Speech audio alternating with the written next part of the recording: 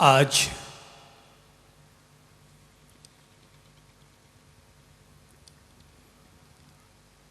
पर्युषण पर्व का अंतिम दिवस है।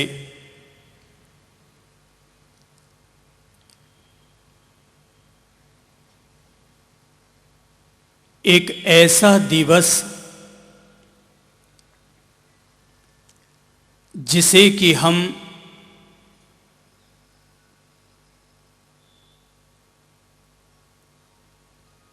विश्व मैत्री दिवस के रूप में संपन्न करते हैं।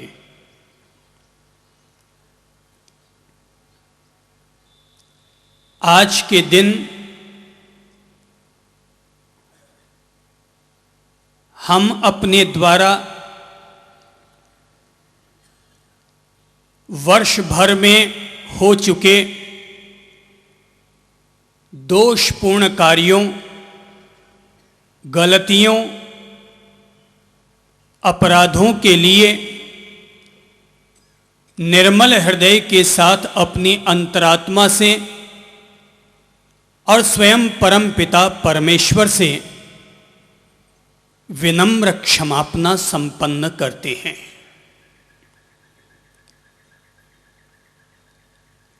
आज का दिन क्षमा, प्रेम और करुणा का दिन है।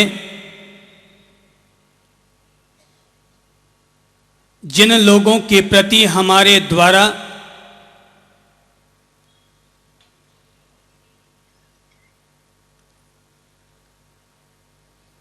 किंचित भी ठेस लग चुकी है, हमारे द्वारा किसी के भी दिल को ठेस लग चुकी है, उस प्रत्येक व्यक्ति और प्रत्येक प्राणी के साथ हम लोग क्षमापना करते हैं। प्राणी मात्र के प्रति अपने हृदय में प्रेम का दीप जलाते हैं और दीन दुखी जरूरतमंद लोगों और प्राणियों के प्रति अपने दिल में दया और करुणा का संस्कार जगाते हैं। जैसे ही संवत्सरी का यह पवित्र पर्व आता है, अपने आप हमारे अंतर हृदय में तपस्या करने की प्रेरणा जग जाती है। जीव मात्र के प्रति क्षमा का भाव उजागर हो जाता है और हम आज के दिन प्रत्येक प्राणी के साथ, प्रत्येक व्यक्ति और प्रत्येक मित्र के साथ अपने द्वारा हो चुकी समस्त गलतियों और अपराधों के लिए क्षमा प्रार्थना संपन्न कर लेते हैं। क्योंकि मैं तो प्रेम के मार्ग का पथिक हूं और अपनी ओर से अपने करीब आने वाले हर किसी व्यक्ति को, हर किसी परिचित को प्रेम पूर्वक जीवन जीने का ही अनुरोध करता हूं। मैं मानता हूं कि दुनिया की समस्त प्रार्थना और पूजा, दुनिया के सारे रिश्ते और नाते अगर किसी भी धरातल पर टिके हैं तो वो एक अकेला धरातल इंसान के दिल में जगने वाला प्रेम ही है। जो इंसान अपनी ओर से प्रेम को नहीं जी पाता, जिस इंसान को अपने जीवन में प्रेम नहीं उपलब्ध हो पाता, उस इंसान का जीवन जीना नीरसता भरा हुआ करता है। अगर इस दुनिया में प्रेम न हो तो ये दुनिया 4 दिन भी जीने के काबिल नहीं रह पाती है। सारे आश्रम, सारे व्रत, सारे गुण, सारी पूजा और प्रार्थना और भक्ति जिससे पनपते हैं, जिस धरातल पर आकर के सम्मिलित होते हैं, जिस गंगा में आकर के विसर्जित होते हैं, वो एक अकेला तत्व है और वो है हमारा अपना प्रेम। प्रेम है तो क्षमा का अर्थ है, और प्रेम नहीं है तो क्षमापना के पर्व आकर के भी क्या कर लेंगे। दिल में अगर प्रेम है तो पड़ोसी के प्रति भी सम्मान के भाव होंगे, और अगर प्रेम ना होगा तो हम औपचारिकता निभाने के लिए प्राणी मात्र से क्षमापना के भाव संपादित कर लेंगे और कह देंगे साहब मैं आपसे क्षमाता हूं, आपसे क्षमाता हूं। हर कोई व्यक्ति अपने पड़ोस में बैठे हुए व्यक्ति से क्षमा मांग लेता है, लेकिन हकीकत में जिनके प्रति हमारे मन में वैर विरोध की गांठ बनी हुई है उनके प्रति हम लोग न तो क्षमा ला पाते हैं और न ही दे पाते हैं। मैंने एक दफा अपने वक्तव्य में एक बात कही थी, और बात यह थी कि असली वह व्यक्ति वीर और महावीर नहीं होता कि जिसकी छाती 36 इंच की हुआ करती है। हकीकत में वह व्यक्ति वीर और महावीर हुआ करता है जो कि गलती करने वालों को माफ करने का अपना 36 इंच का कलेजा रखता है।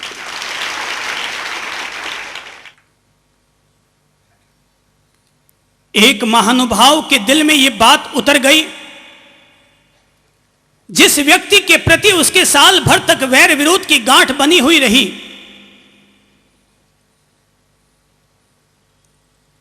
उस व्यक्ति ने 7 दिन पहले ही किसी व्यक्ति को यह बात कह डाली थी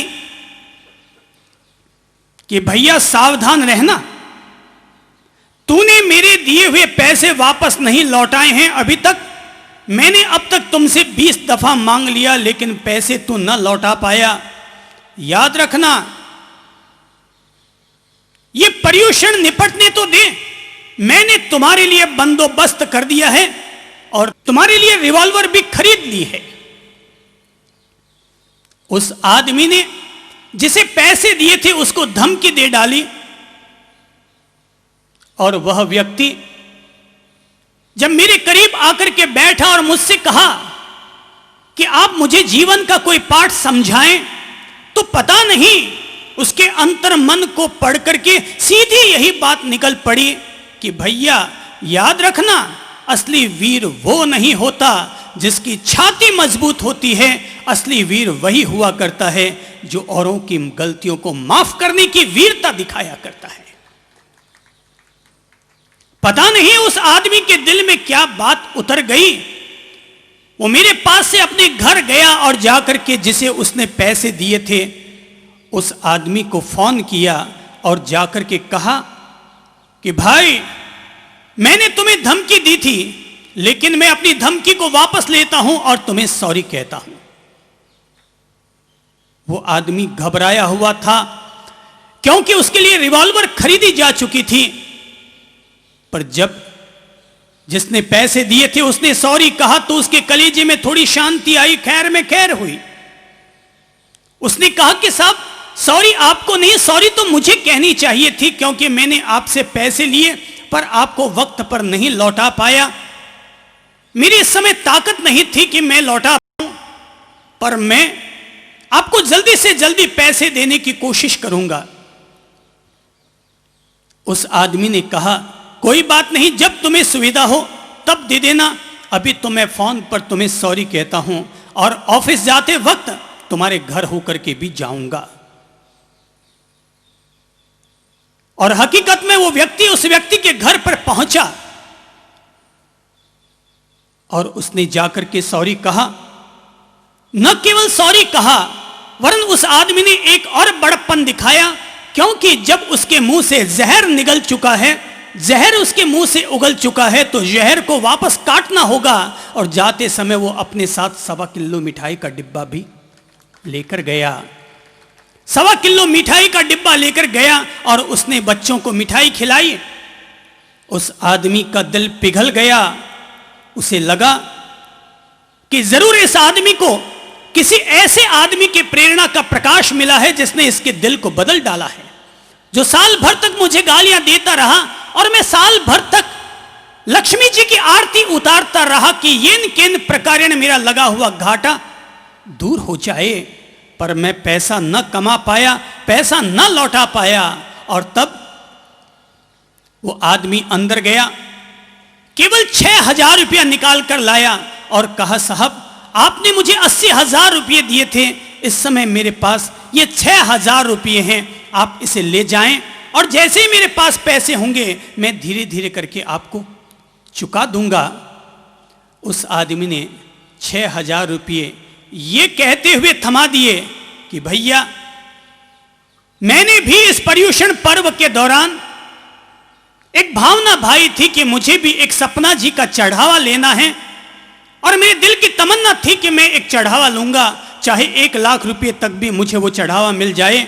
पर मैं तुम्हारे घर आया हूं और जब तुम्हारे घर की ऐसी स्थिति देख रहा हूं कि तुम्हारे पास केवल 6,000 रुपये बचे हैं, तो मैं 6,000 रुपये तुम्हें देता हूं और वो 80,000 रुपये जो मैंने तुम्हें दिए थे वो मैं माफ करता हूं, ये समझते हुए कि मैंने माता त्रिशला के द्वारा देखा गया एक सपने का चढ़ावा ले लिया।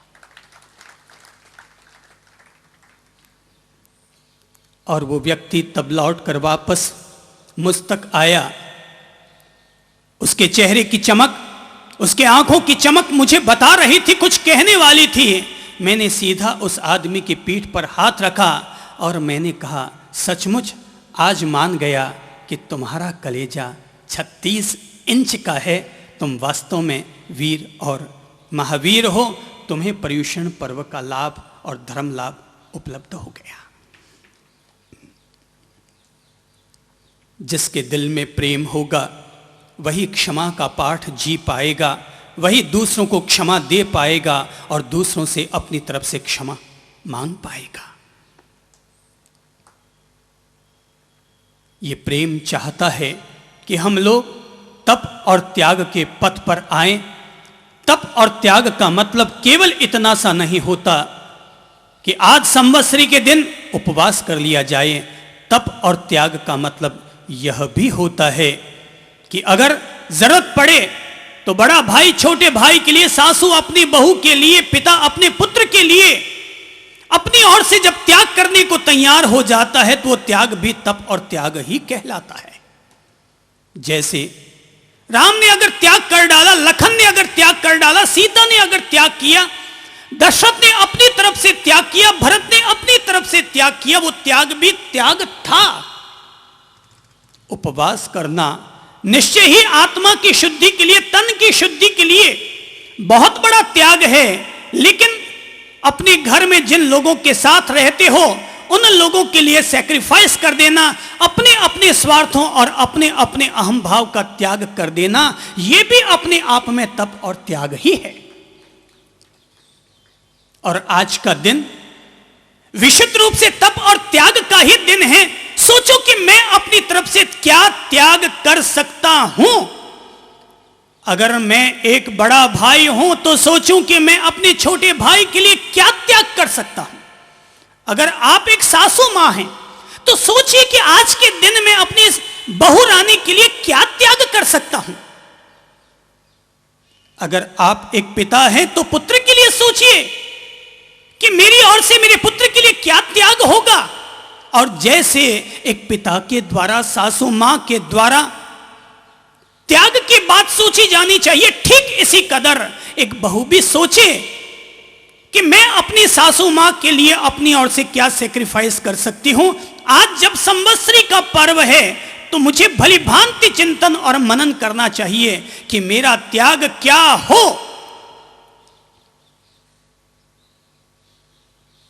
वैसे भी आज तो संवत्सरी है, महावीर प्रभु का दिन है, गणेश चौथ है, गणेश जी का दिन है। और महावीर और गणेश जी के इस दिन को याद करते हुए उनके जीवन से प्रेरणा लें और सोचें कि मैं अपनी तरफ से क्या त्याग कर सकता हूं या त्याग कर सकती हूं। गणेश जी से हम लोग सीखें। गणेश जी के सिर बड़ा है तो गणेश जी के बड़े सिर को देखकर हम लोग प्रेरणा लें कि मैं भी गणेश जी की तरह अपने दिमाग को, अपने मन को हमेशा बड़ा रखूं, औरों के प्रति हमेशा अपने दिल और दिमाग को बड़ा रखूं। यह गणेश जी के सिर से हम सब लोगों को प्रेरणा लेनी चाहिए। गणेश जी के बड़े कान हैं और ये बड़े कान हमें सीख देते हैं कि हमेशा औरों की बातों को सुनने के लिए धैर्य धारण करो और धैर्य पूर्वक, जैसे कान बड़े होने चाहिए ताकि आदमी पूरी बातों को हजम कर सके, सुन सके, ऐसे ही हम सब लोगों को गणेश जी के जीवन से, उनके कानों से प्रेरणा लेनी चाहिए। मैं भी सुनने में बड़ा बनूं, छोटा मुंह बड़े कान सिखाते हैं ज्यादा सुनो, और छोटा मुंह सिखाता है कम बोलो। बड़े कान सिखाते हैं कि ज्यादा सुनो, धीरज रखो, और छोटा मुंह सुनाता है कम बोलो। ज्यादा बोलने में कोई सार्थकता नहीं है। मानता हूं बोलना हमें भी पड़ता है, लेकिन अगर ईश्वर हमें 24 घंटे देता है तो 12 घंटे अगर वाणी का व्यवहार हो जाता होगा, लेकिन 12 घंटे अखंड मौन व्रत रखता हूं।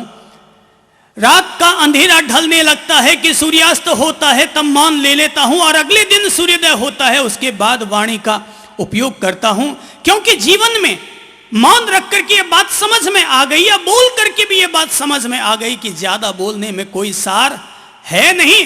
ज्यादा बोलने से न तो दुनिया बदलती है और न ही लोग बदलते हैं। कम बोलो, ज्यादा सुनो। लगातार 7 दिन से कि जब मैंने अपनी ओर से कोई वक्तव्य न दिया, प्रवचन न दिया, तो लोग आते और कहते क्या हो गया साहब, अचानक आपने बोलना बंद कैसे कर दिया। मैंने कहा भाई, बोलने वाले व्यक्ति को भी सुनने की आदत रखनी चाहिए, और कभी कभी उसे शांति से 7 दिन अकेले में बैठकर सुनना भी चाहिए। सत्संग केवल बोलो मत, सत्संग सुनो भी। बड़ा माथा बड़ी सोच की प्रेरणा देता है, बड़े कान ज्यादा सुनने की प्रेरणा देता है, छोटा मुंह कम बोलने की प्रेरणा देता है, बड़ी नाक इज्जत की जिंदगी जीने का पाठ सिखाता है, बड़ा पेट बातों को पचाने की प्रेरणा देता है। हर बात को मुंह से कहते मत रहो।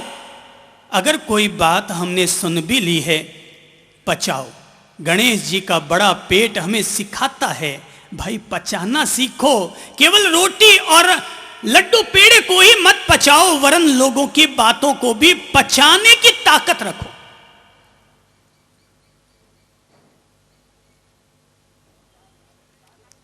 गणेश जी के हाथ में मीठा लड्डू है। कोई भी आदमी यह मत समझ लेना कि गणेश जी को लड्डू भाते इसलिए आप लड्डू चढ़ाते होंगे। अरे अपन लोग भगवान जी को क्या चढ़ाएंगे, अपन लड्डू नहीं चढ़ाते, भगवान जी अपन लोगों को लड्डू चढ़ाते हैं। हाथ में रहा हुआ लड्डू हम सब लोगों को सिखाता है कि गणेश जी हम सब लोगों को लड्डू बांटते हैं, अर्थात तुम भी अपनी तरफ से लोगों को अपनी मिठास बांटते रहो। और लड्डू में जैसे सारे दाने मीठे ही होते हैं, ऐसे ही भगवान की नजर में सारे भगत बराबर होते हैं, और हमारी नजर में भी मोदक के लड्डू के दानों की तरह सब के सब एक जैसे हो जाने चाहिए। हमें सब लोगों को अपनी मिठास देनी चाहिए।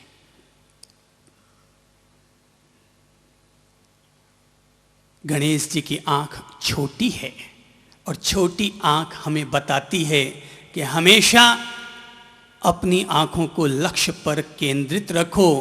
अगर आंखों को बड़ा कर लोगे, इधर उधर भटकते रहोगे। एक फोकस, एक लक्ष्य पर अपनी आंखों को केंद्रित करो। गणेश जी के जीवन से कुछ सीखो, और जैसे गणेश जी के जीवन से कुछ सीखो, ऐसे ही महावीर के जीवन से भी कुछ सीखो।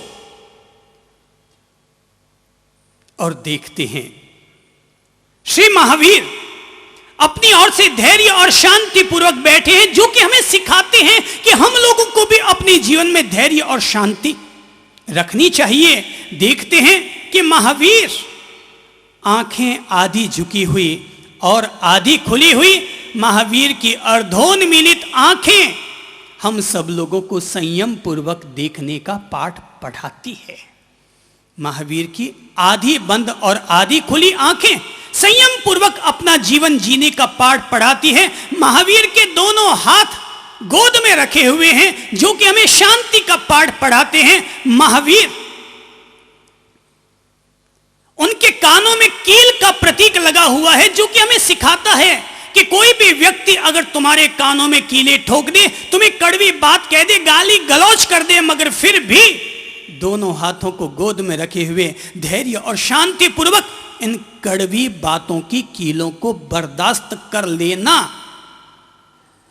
कड़वी बातों के कीलों को बर्दाश्त कर लेना। अरे भला जो आदमी दो बातों को बर्दाश्त नहीं कर सकता, वो आदमी क्या महावीर की तरह कभी कील ठुकवा पाएगा?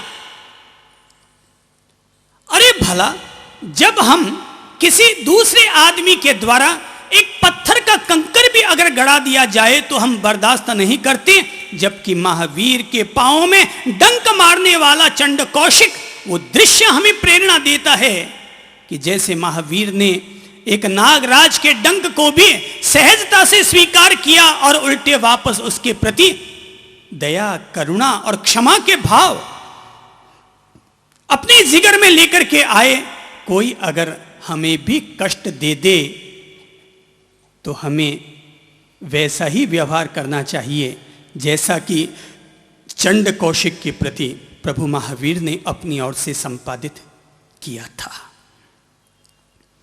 धर्म वो नहीं होता जो व्याख्यानों में कहा जाता है, धर्म वो नहीं होता जो किताबों में लिखा जाता है, धर्म वो होता है जो कि हमारे जीवन में धारण किया जाता है। जितना जितना हिस्सा हम अपने जीवन में धर्म को धारण करते हैं, उतने उतने हम धार्मिक होते हैं। बाकी हिंदू कुल में पैदा होने से कोई हिंदू नहीं होता और जैन कुल में पैदा होने से कोई जैन नहीं हो जाता है।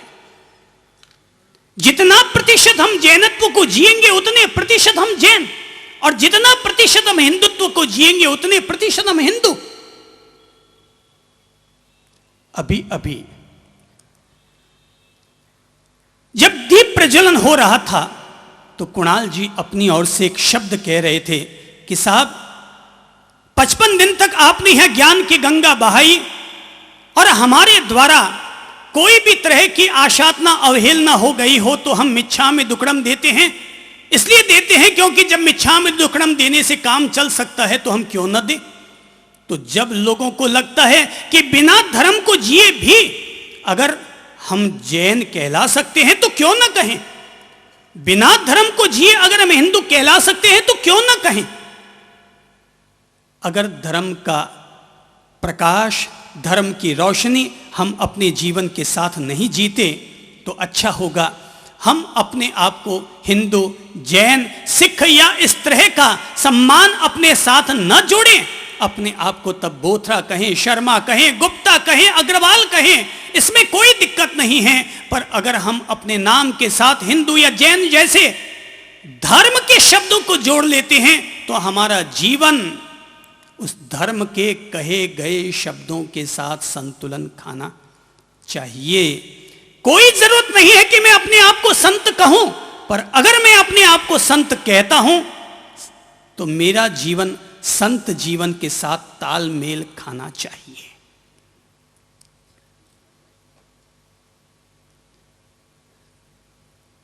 संवत्सरी का यह पवित्र पर्व कि जिस दिन आज हम लोग बैठ करके अपने वर्ष भर किए कराए पापों की आलोचना करेंगे, प्रायश्चित संपन्न करेंगे, ये पर्व हमें बताता है विश्व प्रेम, विश्व मैत्री का पाठ पढ़ाता है और हमसे कहता है सबके प्रति प्रेम लाओ, सबके प्रति मिठास लेकर आओ, सबके प्रति प्यार और मोहब्बत ले आओ। ये पर्व हमें पढ़ा रहा है सबके प्रति तप और त्याग की बात लेकर आओ। और आज प्रत्येक व्यक्ति अपनी ओर से नए वर्ष के लिए, संवत्सरी शब्द का अर्थ होता है नया वर्ष, तो हर व्यक्ति अपनी ओर से ये सोचे मैं अपनी तरफ से अपने लोगों के लिए क्या त्याग कर रहा हूँ। सासू सोचे बहू के लिए, बहू सोचे सासू के लिए, कोई यह ना सोचे कि सासू माँ ने मेरे लिए क्या किया, हर कोई यह सोचे मैंने सासू माँ के लिए अपनी ओर से अब तक क्या किया।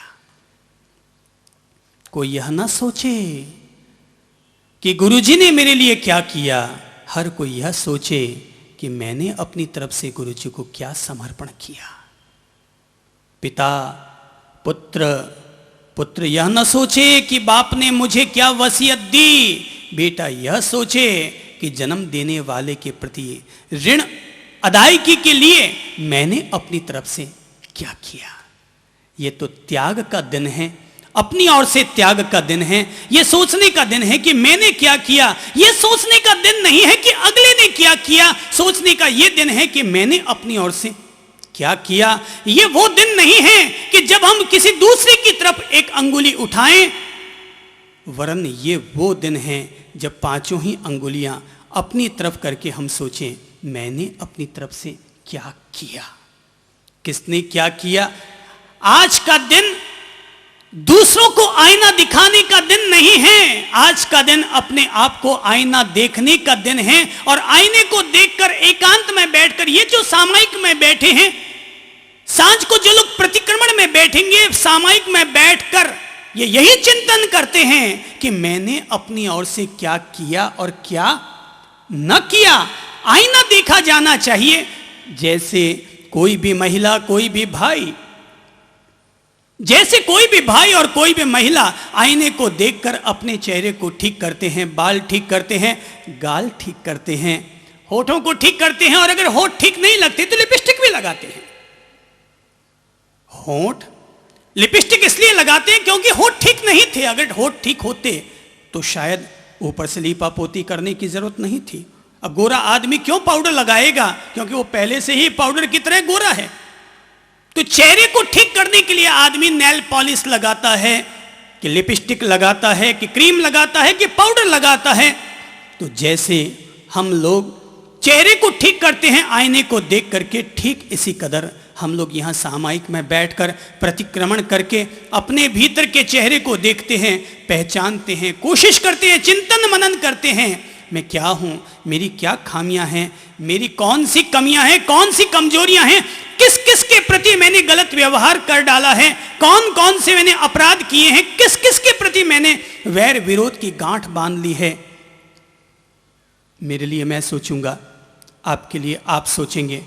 मेरा जीवन व्यक्तिगत है, आपका जीवन व्यक्तिगत है। संसार में हर कोई व्यक्ति अद्वितीय होता है।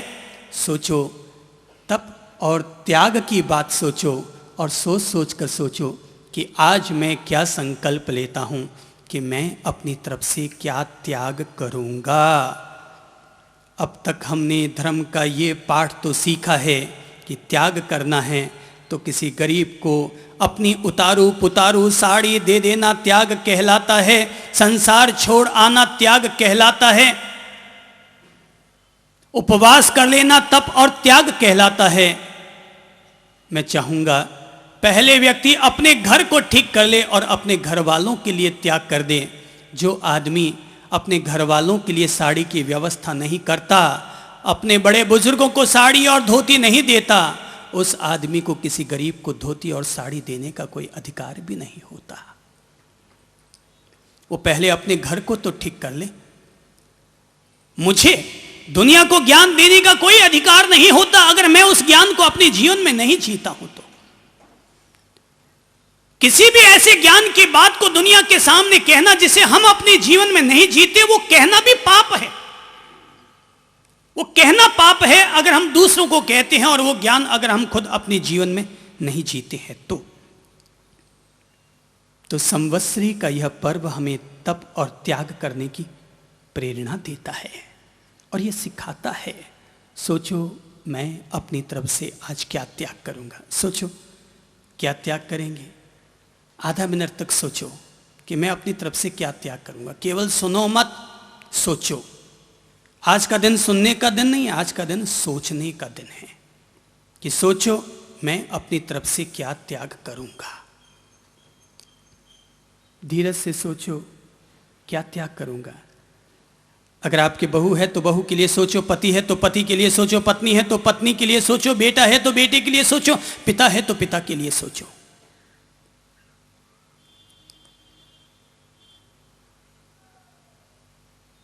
पढ़ी लिखी एक बहू, नई नई शादी हुई थी, नई नई शादी हुई थी, लेकिन जिस घर में शादी हुई थी वहां के लोग परंपरा वाले लोग थे। पुराने सोफे, पुरानी कुर्सियां, पुराने टेबल, पुरानी रसोई घर, उसका मन न लगा उस घर में, उसने फैसला कर लिया कि वो अपना घर अलग बसाएगी। उसने अपने पति से भी कह दिया, पति ने मना किया कि हमारे घर में इस तरह के संस्कार नहीं हैं, अभी तक तो हमारे ताऊ जी, पापा जी, चाचा जी सब लोग साथ रहते हैं, मैं अलग होने की सोच कैसे सकता हूं। बहू ने कहा, यह मेरा फैसला है, आप मेरे साथ चलें तो ठीक, और नहीं तो मैं अपने पीहर जाती हूं। मरता क्या ना करता, तैयार होना पड़ा। बोरिए बिस्तर इकट्ठे हो गए और जैसे ही निकलने लगा कि नीचे पहुंचने पर सामने मिल गए ताऊ जी, और ताऊ जी ने जैसे ही देखा कि बहुरानी बेडिंग सूटकेस लिए हुए कहीं जा रही है, तो ताऊ जी ने पूछा, बेटा कहां जा रही हो? बहू से कुछ बोलते न बना। ताऊ जी ने कहा, बेटा कहां जा रही हो, थोड़ा बता तो दो। तभी पास में खड़ी हुई बड़ी बहुरानी ने कहा, ताऊ जी, बहुरानी अपना घर अलग बसाना चाहती है। ताऊ जी को तो सुनकर के ही उनके रोंगटे खड़े हो गए कि जिस घर में आज तक किसी ने यह सोचा भी नहीं था कि हम लोग अपना घर अलग बसाएंगे, और वहां पर यह बहुरानी ऐसा कैसे सोच रही है। आधा मिनट ताऊ जी चुप रहे। ताऊ जी ने पूछा, क्यों, कोई वजह है अलग होने की? बहुरानी फिर भी चुप रही। बड़ी बहुरानी ने कहा, ताऊ जी, इन्हें घर के सोफे, कुर्सियां, टेबल, पुरानी रसोई घर, रंग रोगन इन्हें पसंद नहीं आया। ये कहती है कि ये कौन से 100 साल पुराने घर बना रखे हैं, मैं इस घर में नहीं रहूंगी, ये पुराने सोफे वगैरह मुझे पसंद नहीं आते हैं। ताऊ जी को लगा जिस सोफे के लिए कहा जा रहा है वो तो उनके दादाजी का खरीदा हुआ सोफा है, इतना पुराना सोफा, और उसके लिए इस तरह के शब्द कहना कि ये पुराने सोफे उन्हें पसंद नहीं हैं। आधा मिनट तक वो कुछ सोचते हैं और अचानक फैसला करते हुए कहते हैं, बहुरानी, तुम्हें अलग होने की कोई जरूरत नहीं है, तुम्हें ये सोफे पसंद नहीं हैं, मकान में जो कली कराई हुई है वो कली तुम्हें पसंद नहीं है, चूने का रंग तुम्हें पसंद नहीं है। बहुरानी, तुम अलग होने की बजाय तुम इसी घर को ही ठीक कर लो। और ये कहते हुए ताऊ जी खड़े हुए अलमारी के पास गए, अलमारी की तिजोरी खोली और अंदर से कुछ गहने निकाल कर दिए और कहा, बेटा ये गहने तेरी ताई जी के हैं, मेरे तो कोई काम नहीं आ पाए, ये तू गहने ले जा और ले जा करके इन्हें बेच आ, और जितने पैसे आते हैं सारा घर ठीक कर ले। अरे एक घर को ठीक करना कहीं ज्यादा अच्छा होता है उस घर को तोड़ने की बजाय। और तब ताऊ जी ने कहा, बेटा अगर किसी भी वृक्ष की कोई एक डाल भी अलग हो जाती है ना, तो पूरा पेड़ प्रभावित हो जाता है। तुम डाली हो और डाली अलग मत हो, मैं तो इस पेड़ की जड़ की तरह हूँ, और जड़ होने के नाते मेरा फर्ज होता है कि मैं पेड़ की प्रत्येक डाली तक अपना पानी और पोषण पहुँचाऊँ। बेटा ये ले जाओ गहने, बेच दो, नए सोफे ले आओ, नई कुर्सियाँ ले आओ, रंग रोगन नया कर डालो, आखिर छोड़कर तुम लोगों के लिए ही जाना है, पर मेरे रहते अगर घर टूट गया तो ये मेरे लिए मरने के समान हो जाएगा। सोचो, सोच कर सोचो। ताऊ जी ने सेक्रीफाइस किया, हम अपनी ओर से क्या सेक्रीफाइस करेंगे, क्या तप और त्याग अपने जीवन के साथ जोड़ेंगे। संवत्सरी का यह प्रेम का पर्व, यह क्षमा का पर्व हमें पढ़ाता है कि सब लोगों के प्रति दया और दान के भाव अपने दिल में संजोने का प्रयत्न करो। प्राणी मात्र के प्रति अपने दिल में दया और करुणा लेकर के आओ। भगवान श्री नेमिनाथ जी ने तो प्राणी मात्र पर करुणा से प्रेरित होकर के अपने विवाह तक का त्याग कर डाला था। राजा शिवी ने अपने राजमहल में, अपनी राजसभा में शरणागत हो चुके कबूतर को बचाने के लिए अपनी जंघा का मांस काट काट करके देना शुरू कर दिया। और इतना ही नहीं, देव माया से जब कबूतर और ज्यादा भारी होता चला गया तो दया से प्रेरित होकर के राजा शिवी ने अर्थात भगवान शांतिनाथ जी के पूर्व भव के राजा मेघ ने अपनी ओर से अपने आप को ही तराजू पर रख दिया था कि अगर एक जीव की दया हो सकती हो तो मेरा जीवन अगर कुर्बान होता है तो ये मेरे लिए मंजूर है। अरे भाई, मैंने तो सुना है सीता जी और द्रौपदी जी के जब पूर्व भावों को पढ़ते हैं तो सीता जी के पूर्व भावों में घटना आती है कि देरानी और जेठानी में तकरार होती है, सब्जी कड़वी बन जाती है, तुम्बे की सब्जी बनाते हैं, खारी निकल जाती है। घर पर 1 महीने का उपवास करने वाले मुनिजन आहार लेने के लिए आते हैं। वो महिला खड़ी होती है, सोचती है ये खारी सब्जी है तुम्बे की, अरे महाराज को दे देती हूं। महाराज ने सब्जी ली और अपने स्थान की तरफ निकल पड़े। उपाश्रय में पहुंचे, गुरुजी को जाकर के आहार दिखाया। गुरुजी ने गंध सूंघी तो लगा अरे ये सब्जी नहीं, ये तो जहर है, जहर।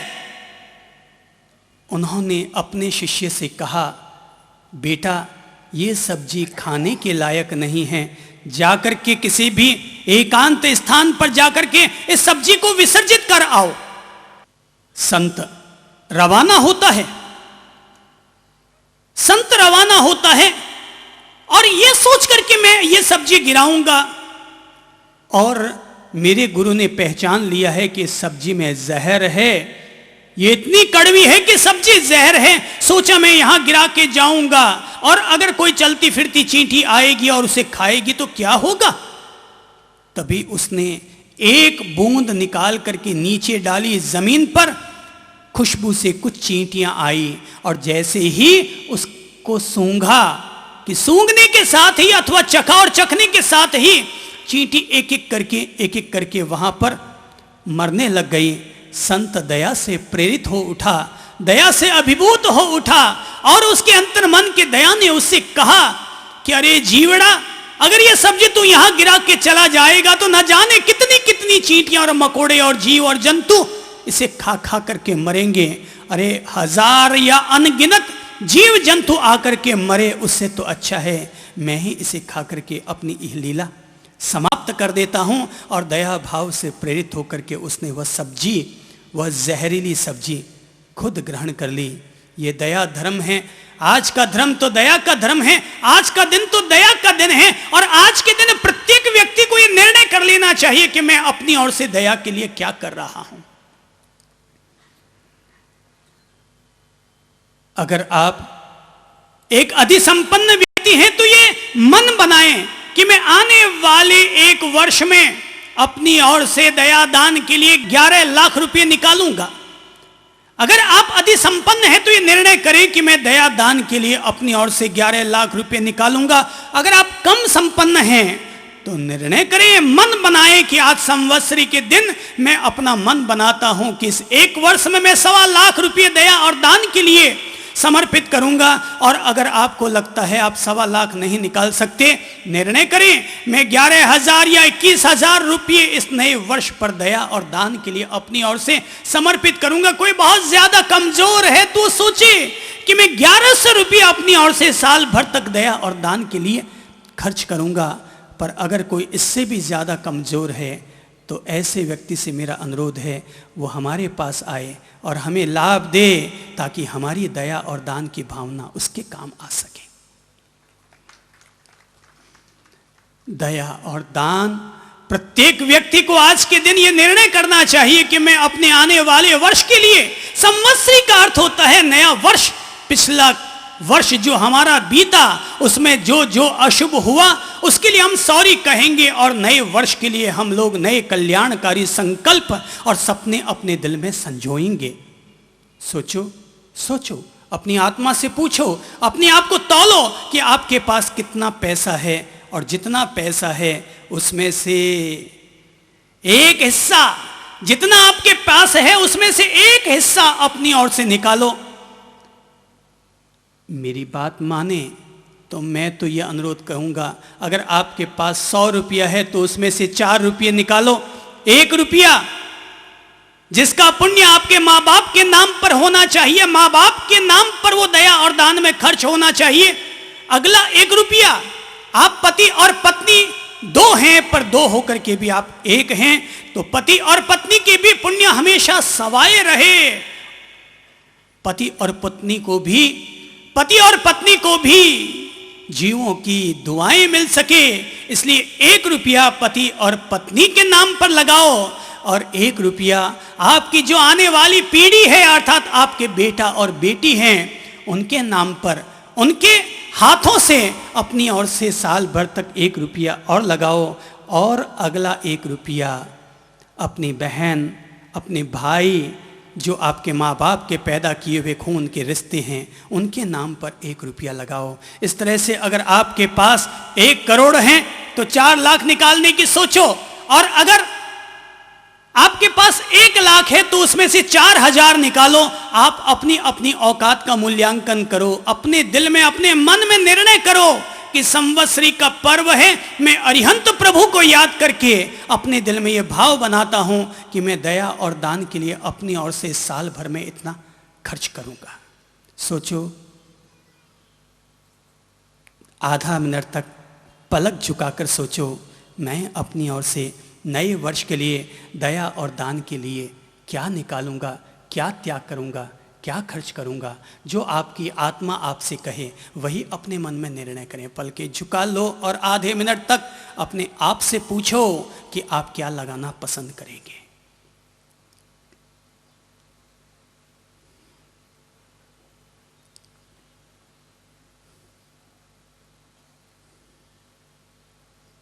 और जो जवाब आपकी आत्मा ने, आपके अंतर्मन ने आपको दिया है, आप वो फैसला करो। अपनी औकात से ज़्यादा भी संकल्प मत लेना, पर इतना कमज़ोर संकल्प भी मत लेना कि आप उसे पूरा ना कर पाएं। लिया, कुछ न कुछ सोचा, कुछ न कुछ फैसला किया, भले ही 500 रुपये निकालने का संकल्प लो, 1,000 निकालने का संकल्प लो, 11,000, 1 लाख, 11 लाख, आप अपनी औकात के हिसाब से समझो। मैंने तो भाई जीवन का यही गणित बचपन में सुन रखा है, तुम 1 पैसा दोगे वो 10 लाख देगा, तुम गरीबों की सुनो वो तुम्हारी सुनेगा। तुम अगर निकाल कर दोगे तो याद रखना, भगवान कभी सामने से आकर के नहीं दिया करता, भगवान कभी सामने से आकर के नहीं देता। और अगर तुम्हें कुछ नहीं मिला है तो इसकी वजह यह कि तुमने किसी को कुछ दिया नहीं है। तुम श्री प्रभु के नाम पर अपना खजाना लुटा कर देखो तो सही कि वो तुम्हारा खजाना कितना 4 गुना बढ़ता है। भगवान सामने आकर के नहीं देता, भगवान जो हमारी छाया है ना, उस छाया में आकर के डाल के चला जाया करता है। वो आगे से नहीं, वो पीछे की झोली में आकर के डाल करके चला जाता है, पता भी नहीं चलता और हमारा खजाना भर जाया करता है, पता भी नहीं चलता और खजाना भर जाया करता है। दया और दान, दया और दान, फैसला करो। संवत्सरी पर्व है तो निर्णय करो, संकल्प करो। हर बहन निर्णय करे, हर भाई निर्णय करे। अगर आपको लगता है आपके पति देव आपको खर्च करने की छूट नहीं देते, तब भी आपके पास इतना बहुत कुछ है कि आप उसमें से एक हिस्सा निकाल सकें। इतना जरूर है कि आप निकाल सकें। देखो भाई, अरे रोजाना ना सही पर हफ्ते में 1-2 बार तो कोई न कोई गाय, कोई न कोई कुत्ता, कोई न कोई जीव जंतु हमारे घर के आगे से जरूर गुजरते हैं। अरे और कोई ना भी आए तब भी हमारे घर में एक नौकर या नौकरानी जरूर आते होंगे, हम उनके लिए भी दया और दान कर देंगे। पर हर व्यक्ति ये फैसला करे, मैं अमुक दया करूँगा, मैं अमुक दान करूँगा। मैंने तो धर्मशास्त्रों से यही सीख रखा है कि अगर हाथी के भव में भी मेघ कुमार ने एक खरगोश पर केवल 3 दिन की करुणा की थी, तो परिणाम ये हुआ कि वो हाथी मरने के बाद राजकुमार मेघ कुमार बना था। 3 दिन की दया। अगर आज आप यहाँ से गुजरते समय स्कूटर चलाते वक्त अगर 2 मकोड़ों को बचाते हैं तो ये मत समझना कि आपने कोई यूं ही मकोड़ों को बचा दिया। इसका परिणाम आपको जरूर मिलेगा अगर आपने किसी भी मरते हुए प्राणी को बचाया है तो। मुझे याद है, बहुत प्यारी घटना है। और कहते हैं कि एक शिकारी शिकार खेलने के लिए गया और जंगल से जब वो गुजर रहा था, शिकार खेलते हुए गुजर रहा था, उसे और तो कोई जीव जंतु हाथ ना लगा, पर एक हिरणी का बच्चा उसके पकड़ में आ गया। शिकारी ने उसे पकड़ा और अपने साथ घोड़े के साथ बांध करके निकल पड़ा। जैसे ही वो बच्चा जाने लगा या उसे पकड़कर ले जाया जाने लगा कि तभी जंगल में से अचानक एक हिरणी निकल करके आई, जो कि वास्तव में उसकी मां होती है। और वो हिरणी उस घोड़े के पीछे चलती रहती है, चलती रहती है, चलती रहती है। शिकारी का गांव आ जाता है, मगर फिर भी हिरणी वापस जंगल नहीं जाती और गांव के भीतर घुसने लगती है। उसकी आंखों से आंसू निकलने लगते हैं। शिकारी अपने घोड़े से उतरता है, बच्चा जो बंधा हुआ होता है उसको खोलता है। हिरणी अब भी सामने खड़ी रहती है, उसकी आंखों से आंसू बहते रहते हैं। शिकारी के मन में न जाने उस हिरणी की आंखों के आंसुओं को देखकर कौन सी दया जग जाती है कि उसे लगता है ये भी कैसी मां है जो कि अपने बच्चे के लिए ठेठ जंगल से यहां तक चली आई है। वो दया से प्रेरित हो जाता है और हिरणी के बच्चे को छोड़ देता है। जैसे ही बच्चा छूटता है, हिरणी के पास जाता है और हिरणी अपने बच्चे को लेकर के जंगल की तरफ दौड़ करके चली जाती है। रात को वो शिकारी एक सपना देखता है। रात को वो शिकारी एक सपना देखता है और सपने में देखता है कि वही हिरणी अपने बच्चे को लिए हुए उसके सपने में आती है और सपने में आकर कहती है, ऐ शिकारी, आज तूने मुझ पर जो दया दिखाई है, मेरे बच्चे को छोड़कर आज तूने मुझ पर जो करुणा की है, याद रखना शिकारी, एक दिन ऐसा जरूर आएगा कि तुम्हें इस दया का फल अवश्य मिलेगा। तुमने ये जो मुझ पर दया की है, इस दया का फल, इसका परिणाम तुम्हें अवश्य मिलेगा। और ये कहानी एक ऐसे व्यक्ति की कहानी सुना रहा हूं जो व्यक्ति आगे जाकर के गजनी का बादशाह बना। यह उस व्यक्ति की कहानी है जो आगे जाकर के गजनी का बादशाह बना। अर्थात एक हिरणी के बच्चे पर या हिरणी पर उसने जो दया दिखाई, परिणाम यह बना कि वो गजनी का बादशाह बना। हम लोग अपने दिल से पूछे कि मैं अपनी ओर से कितनी दया करता हूं। कभी अगर अकेले में बैठो ना तो सोचा करो कि हे जीव, तू अपने लिए तो खूब करता है, अपने बच्चों के लिए, अपनी बीवी के लिए खूब करता है। अरे सोच रे जीवड़ा, तू औरों के लिए क्या करता है? तू जो कुछ करता है अपने लिए करता है, पर जरा सोच के तू दूसरों के लिए क्या करता है। धर्म सच्चा वही है जहां पर इंसान अकेले में बैठकर ये चिंतन करता है, अरे जीवड़ा सोच कि तू दूसरों के लिए क्या कर रहा है, औरों के लिए क्या कर रहा है, गैरों के लिए क्या कर रहा है। जिस दिन हम लोग ये सोचेंगे, उसी दिन से हमारे जीवन में सच्ची दया, सच्ची करुणा और सच्ची अहिंसा का जन्म होगा। तो दया, दान, ये जो हाथ है ना, ये हाथ हमेशा यूं करने के लिए हुआ करते हैं दो। ये हाथ हमेशा किस लिए होते हैं? दो। हाथ के क्या रूप होंगे? या तो लो या फिर दो। सोचो आप क्या चाहते हैं, लेना या देना? क्या चाहते हैं? क्या चाहते हैं? क्या भाव है?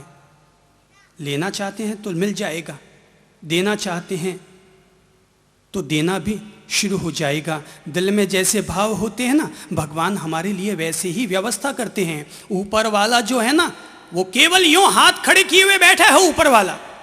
ऊपर वाला न लेता है न देता है, वो केवल हाथ यूं रखे हुए है। जैसा जैसा तुम चाहते हो वैसा वैसा वो तथास्तु कहता है। ऊपर वाला केवल हाथ यूं रखे हुए है और उसका हाथ जैसा तुम चाहोगे वैसा लौट कर आ जाएगा। लेना चाहते हो तो लेने की वो व्यवस्था बैठा देगा और देना चाहते हो तो देने की व्यवस्था बैठा देगा। इसीलिए जो चोरी करना चाहता है, मंदिर में जाता है और चोरी करना चाहता है, भगवान उसके लिए भी कहते हैं तथास्तु। और जो गुल्लक में डालना चाहता है, भगवान उसके लिए भी क्या करते हैं? तथास्तु। तुम जो चाहो तुम्हें वैसा मिल जाएगा। अगर लेना चाहते हो तो भिखारियों के लिए भीख की भी व्यवस्था हो जाएगी, और देना चाहते हो तो ये दातारी और सेठाई भी तुम्हारे घर में पनप जाएगी। तुम जैसा चाहोगे। श्री भगवान तो हाथ यों किए बैठे हैं, तथास्तु, जो चाहो वापस लौटता जाएगा। छोटे ओछे विचार रखोगे तो भी तथास्तु, ऊंचे महान विचार रखोगे तो भी आएगा तथास्तु। जीवड़ा जलाओगे तो ऊपर से क्या आएगा? तथास्तु। और जीवड़े को खुश रखोगे तो ऊपर से क्या आएगा? तथास्तु। जैसा चाहोगे वापस वहां से लौट लौट कर आता है। भगवान का घर तो सरोवर में ठीकरी फेंकने के समान होता है। ठीकरी फेंको और ठीकरी से तरंगे पैदा होती हैं। जैसे ही पानी में ठीकरी फेंकते हैं तरंगे पैदा होती हैं और वो तरंगे वापस कहाँ आती है? ठीकरी फेंकने वाले पर ही लौट करके आती हैं। जैसा फेंकोगे वापस वैसा लौट कर आएगा। श्री भगवान से ये जीवन की सीख पाई हुई है। भगवान को मैंने आज तक किसी भी देवता को यूं छीनते हुए नहीं देखा है। वहां पर तो एक ही अक्षर चलता है, वो है दद्दा। एक ही अक्षर है, वो है दद्दा, दो। और ऊपर वाला जब तक देता है तब तक देवता कहलाता है, और देना बंद कर दे तो दुनिया में कौन बेवकूफ़ ऐसा होगा जो रोज़ वहाँ ले जा करके लड्डू चढ़ाएगा।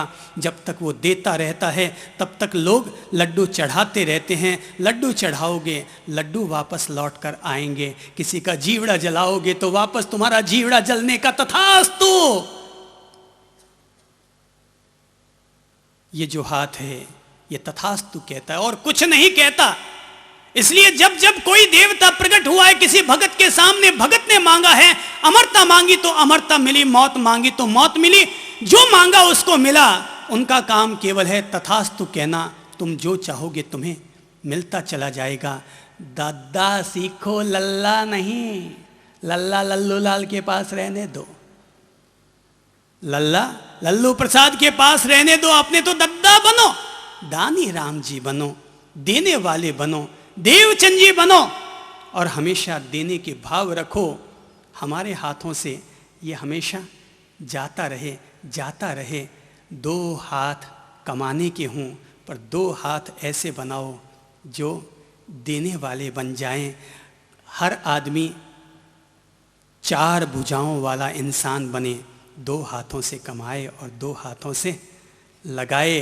हाथ तो यही होंगे, कमाते समय ये हाथ खींचेंगे और लगाते समय ये हाथ यही हाथ देंगे। सांवरिया सेठ कहलाता है। सबका सेठ कौन?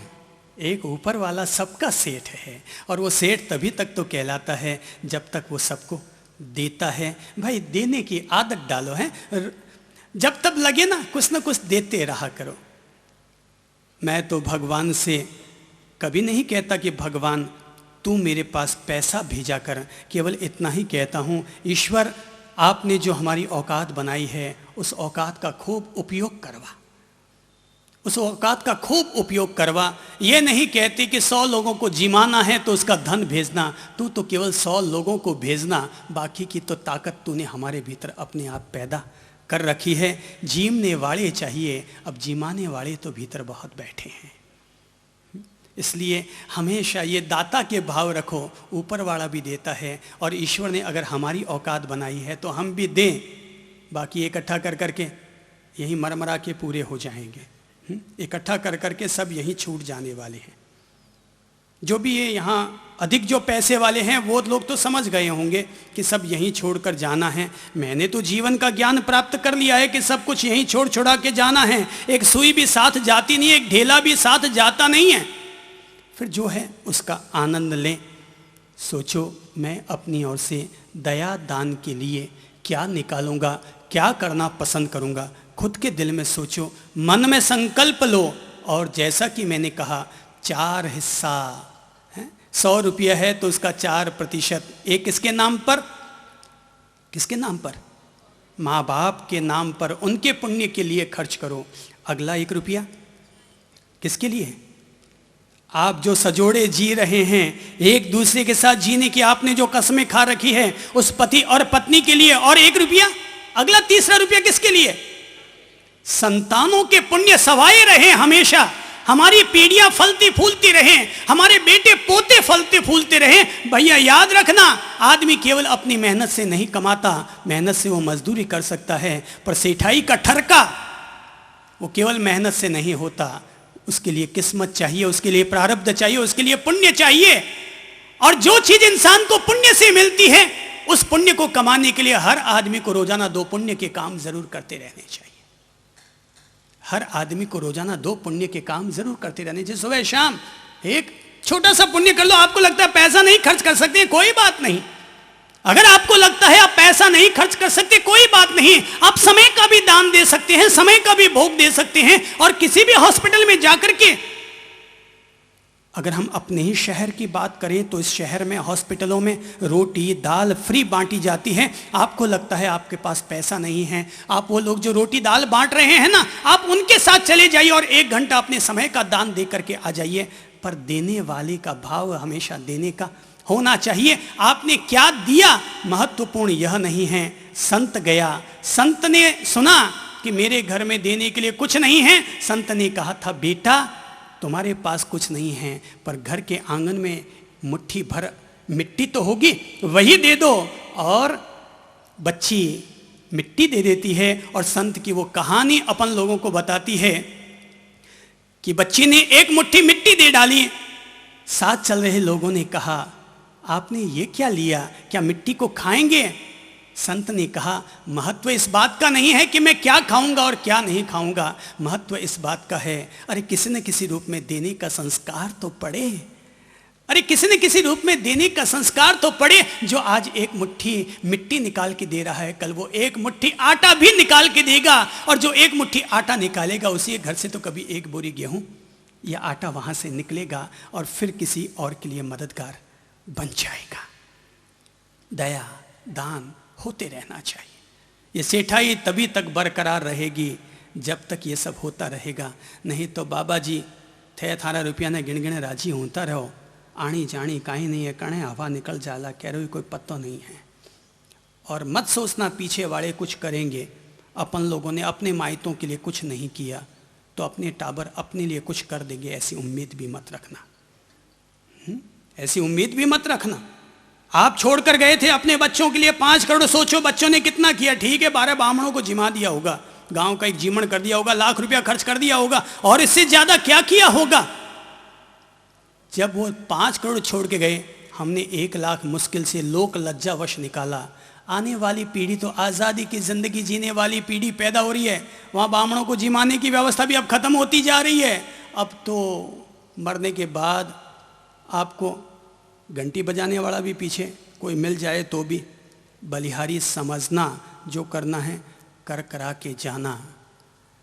ये हाथ हमेशा यूँ बने रहे। हे श्री प्रभु, तुम्हारी ओर से ये दया हमेशा बनी रहे कि इन हाथों से हमेशा दया दान होता रहे।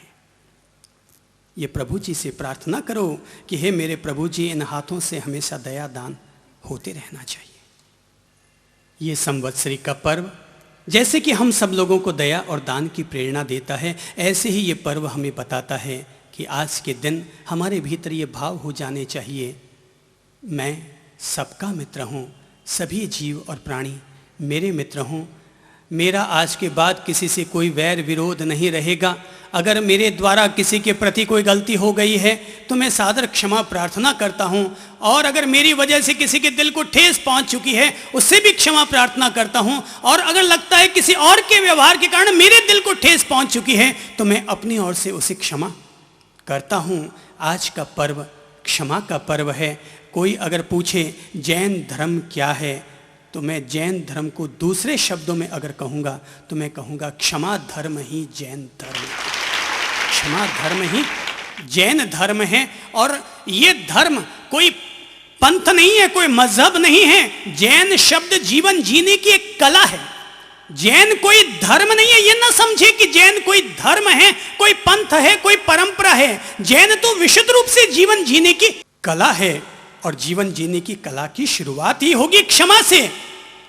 अगर हम लोग चाहते हैं कि हमारा घर कल से एक स्वर्ग जैसा सुकून पाए, तो बेहतर होगा कि हम लोग एक दूसरे के प्रति क्षमावणी का भाव अपने दिल में लेकर आ जाएं। ठीक है भाई, अब जो हो गया सो हो गया, माफ कर दो। अब क्या अगले को फांसी पर चढ़ाओगे? अगर बहू से गलती हो गई और ससुर साहब से गलती होगी या किसी से भी कोई गलती होगी तो क्या हम ये चाहते हैं कि उसे फांसी पर लटकाया जाए? गलती हो गई, माफी मांगो और आने वाले कल को फिर से नया दिन बनाओ, नया इतिहास बनाओ, घर के लिए एक वरदान बनाओ। जो हो गया सो हो गया, और हम लोग आपस में क्षमा प्रार्थना संपन्न करते हैं। माफी मांग लो, माफी मांग लो। और मैं तो ये मानता हूं कि आज का दिन छोटों की माफी मांगने का दिन नहीं, आज का दिन बड़ों की माफी मांगने का दिन है। और बड़े अपने बड़प्पन को दिखाएं, और बड़प्पन यही है कि हम अपनी ओर से छोटों से माफी मांगने के लिए 4 कदम आगे बढ़ाएं। हम लोग 4 कदम आगे बढ़ाएं।